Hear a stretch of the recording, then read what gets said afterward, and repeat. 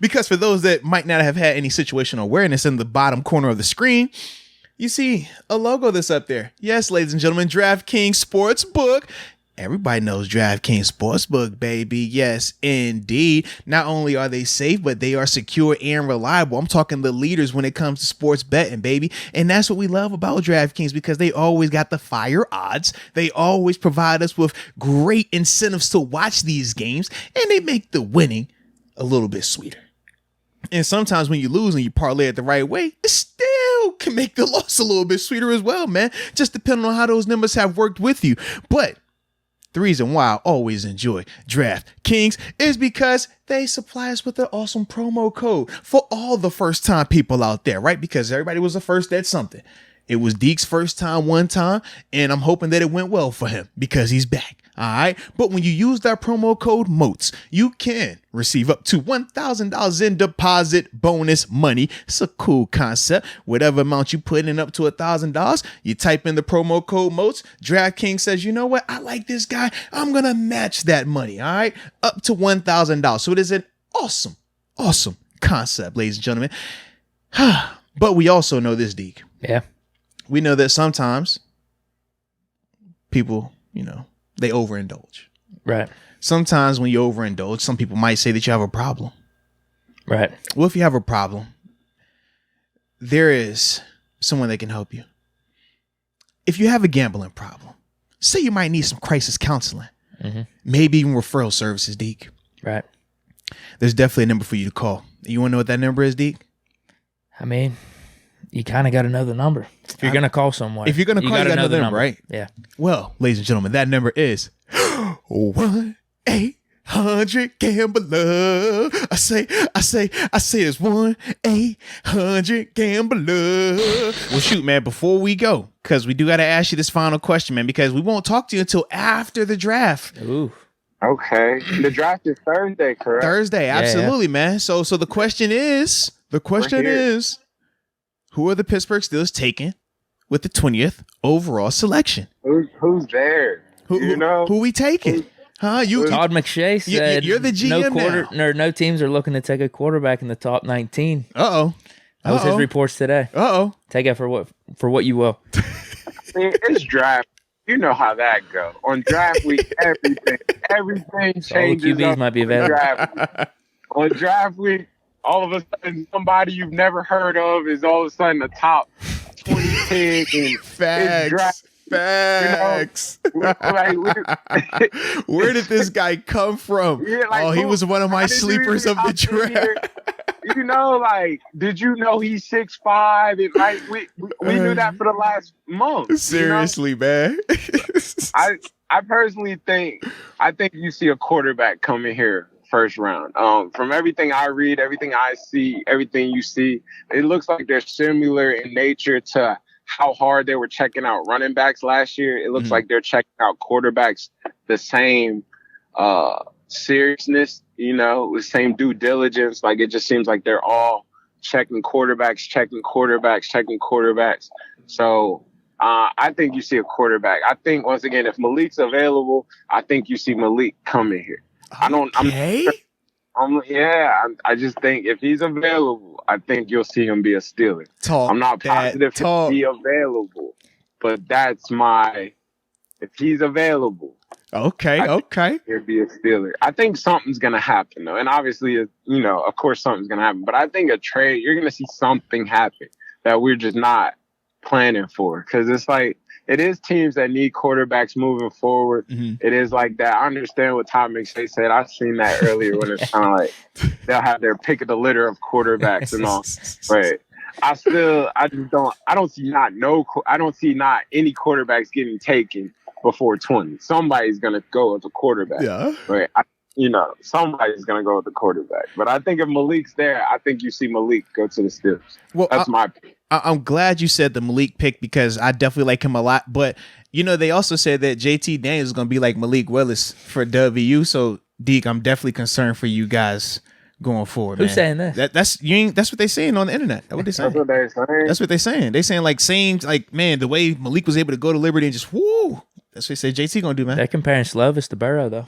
Oh, man. You gotta stop He went this. he went to Liberty and potentially made himself a first round pick. That's what I'm saying, man. Come on, bro. You know, Oh, but they didn't want anything in college. You know, Joe Burrow man. won for LSU. That's different. That's who they're comparing LSU, Slovis to. I'm just telling you. What? Who's they? I saw it. I just don't see.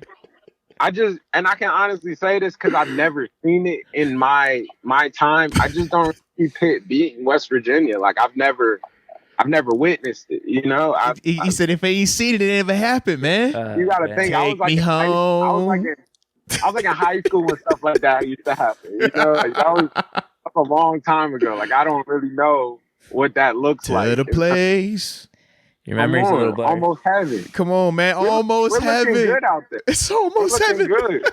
Hell, West Virginia. We got some weapons out wide. We're big. We're looking good. It's an exciting time to be a Mountaineer. I just got to tell the truth. It's an exciting time. Hey, real quick. Willis is at 12. Are you trading up for him? Trading what? You see what I mean? Like, Next year's What second. do I have to trade to Here it get is, him here it at is. 12? Next year's second, this year's third. Next year's second and this year's third? Yeah, and you swap your first round picks. Yeah. So a first, a second, and a third? No, you swap the because you picks. swap just so you move up in the first. So you're swapping your first. So you'll still get the first round pick. You're But you you got to throw in the second and the third. I mean, you said the third from this year and the second from the following year? Yeah. Yeah. Second's big. Is he worth it though? Is he worth it? Is he your guy? I just don't think it's that serious. That's my I don't think it's that serious. I don't think you're giving up. Maybe if the pick and I get third, yeah. Maybe that gets you to 15. Yeah. If he falls to I'm not 15. giving up too much. I'm not giving up too much future. I don't have to super jump in front of too many people. And if it gets weird, you know, if you can't get Malik, who's next? Yeah. You know? Like, I don't think it's a super, I don't mean to say it, but it's not a crazy difference between 1, 2, 3, and 4. Like, it's kind of a preference. Yep. So I don't think it's about giving up your future. Because, you know, it's some good players came in the second before. You know, you've got a Le'Veon in the second. You know, we can name some people. Derek Carr, You can get second round pick. No, they got dudes in the second. Absolutely. You get some good players in the second. I think your team is made up of the middle round drafts. Mm-hmm. You know, that second, third, and fourth make your team. Like that's the squad. So the first is the excitement, of course. I just don't think it's that serious to trade up and go get him at that point. I think at that point maybe you look into your next option. You know, you got to understand next year's draft too. You know, it's some people coming in there next year, and once again, you signed a quarterback this offseason. You know, and you give him a couple dollars. So it's kind of like, I don't think the sense of urgency to go get this person to go trade up to go get anybody is that serious, you know? You know, so I mean, that's my opinion. I don't see them trading up. I just don't see them giving up too much. If the trade can make sense, you know, maybe a first and a third, maybe swap the first and I give you my third. Sure. You know, or, you know, something like that. But when you start to talk about, you know, next year's second and this, like, that's a lot. Yeah. That's a lot. I'm not giving you my future. Like we're here today. What do you want? No future picks for you, man. No futures for you guys. Today or tomorrow. What if it was this year's second? This year's second and third? Does that change? This year's second and third? Yeah. That's a lot. It's still a lot. You know? Because you got to believe that Malik is that guy. Yeah. Like, he is a quarterback, but you got to believe that he is that guy. I'm swapping picks. I get swapping picks, and I get maybe a third. Yeah. But when we start to say a second, a third, and I'm swapping, like that's a lot. That's a lot. You know, that's a lot. That means like immediate impact. Yeah. And I don't think any of these quarterbacks in no situation are immediate impact because once again, this summer you went out and got a quarterback. If there was no quarterback there, you know, that'd be different. That'd be different. Like, all right, this is an emergency, or we need somebody. But I don't think the case is that we need somebody. I think if to be honest with you, you can really sit around. If you really are in a panic, this Baker situation is going to sort out kind of strange. If you really whoa, T, you not going to slip that in, TG. You not going to just slip in a Baker and not expect a reaction now. Have you been eyeing Baker Mayfield? What's going on here? I put on record that Baker, I don't feel is the quarterback to come to Pittsburgh. Elaborate though. So if the money isn't right, you want to look at him a little bit. If the money was right, we just saved a lot of money with this Edmonds. Come on, man. The Edmonds for 2.5. I mean, we got a little bit extra now. We got a little bit extra in the pot. Come on, man. I don't think that's for Baker. I think that just causes more controversy if he comes in there. Can Baker beat out Mitch Trubisky in your opinion? Then what do you do with Mitch Trubisky? Hey, man, you got a high-end backup, I guess. He was just backing up my man Josh Allen in Buffalo all last year. He had no issue with it. I think no matter what, Mason is the backup. Okay. You know, that's homegrown. Okay. That's family. You know, I think no matter what, he's the backup. He's the 2 going in. No matter what. I don't think you could bump him all the way down to 3 right now. You sure? I mean, because I'm looking at them because let's see, in the order right now, Mason has the least amount of guaranteed money on his deal, but he'll get paid $5 million next year. Mitch has, I think it's like 7, or excuse me, he'll get 5. He get 5 this year. Yeah. Mason will get 5, but it's not guaranteed until week 1. Whereas for Trubisky, I think it's 7 was guaranteed for him. 5. I'm sorry. 5 guaranteed. I think it's up to 7 for his first year based off the sentence of being on the roster. He's getting 5 no matter what. No matter what. For Trubisky, yes. If he gets cut today, he's going to get his 5. Whereas for Mason has to make the roster week 1 to get his money. Quarterback right there. Yeah. And then whoever gets drafted out of here, somebody's going to get drafted, whether it's first round or second round. Somebody's going to get drafted.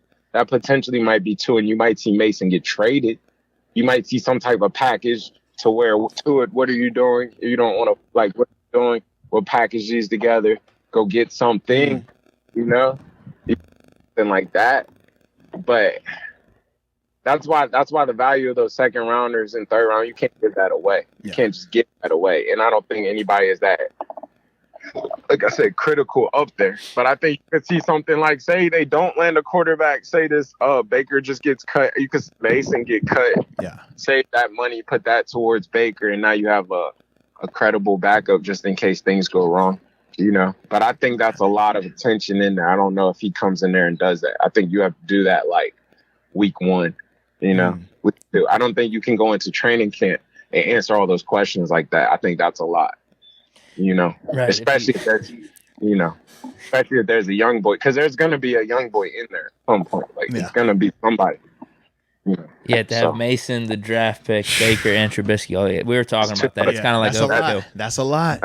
That's way too much in one room. But at the same time, my only reason why, even though I do feel like it's a lot, I just ask myself, how different is that from when we had Haskins? Before Haskins passed away, we were still talking about potentially drafting a quarterback, and you would still be sitting there with, 2 former first rounders, 1 guy that you have a first round grade on in terms of Mason Rudolph, and then you got the draft pick. I just look at it as it would still be that same type of situation. Way different. You had to think and respect the Haskins. He has been sitting for the last 2 years as well. Mm-hmm. You know how it go. Out of sight, out of mind can go quick. Mm-hmm. You know what I mean? Shout out my man Gino up there. Gino hasn't been started. Shout out my man Gino. Shout out my man Gino. Gino hasn't been starting for a few years to where he's not classified as a direct starter right now. Yeah. Even to the point of Seattle is like, we need a quarterback, And it's a lot of the same situations. Everybody's somebody. Nobody's just nothing in this league. Everybody's somebody. Yeah. But it's kind of where you're at in your story. Baker started last year. Mm-hmm. You know what I mean? Baker, not that he's just been a winner, but it's the first pick in the draft at a point. You know what I mean? You don't just go from that to now you're just a 2. You don't just fall like that. That's a serious fall from grace in a sense. Yeah. And I don't think he's done just that bad to fall that far from grace. That makes sense. So fair enough. I think that's kind of a situation in waiting. I think you wait and see, because some things happen. This football is fluent. Quarterbacks get hurt. People get dinged up. I think you kind of let things sort itself out, and that's where he's going to find himself.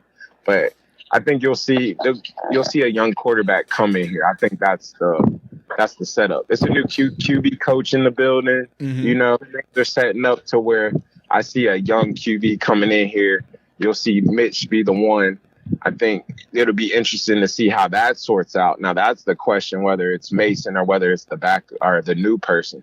But yeah, that's the question. You know, maybe you save on that money, you let the new person ride, and you trade Mason out. You know, but I don't. It's. I mean, that position is all it can be one.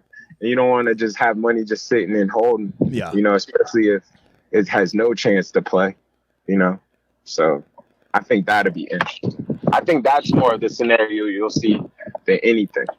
Is somebody come in here and potentially Mason get traded or cut, and then let that whoever you pick grow up as the backup. Yeah, so you're liking Mitch then, though. I'm liking Mitch. I think it's built for Mitch. I think you paid for that. I think you built the O-line this summer. You got the running back. I think that's the plan. Run the ball. You got big receivers out wide, slowly but surely. Good blocking receivers. And Mitch, we trust. Mitch, we trust. Start the campaign, Deacon. Mitch, we trust. Nah, I like it. We need a better slogan. Just for this year. He's silly, man. We need a better slogan, but yeah, we can work on that. This year.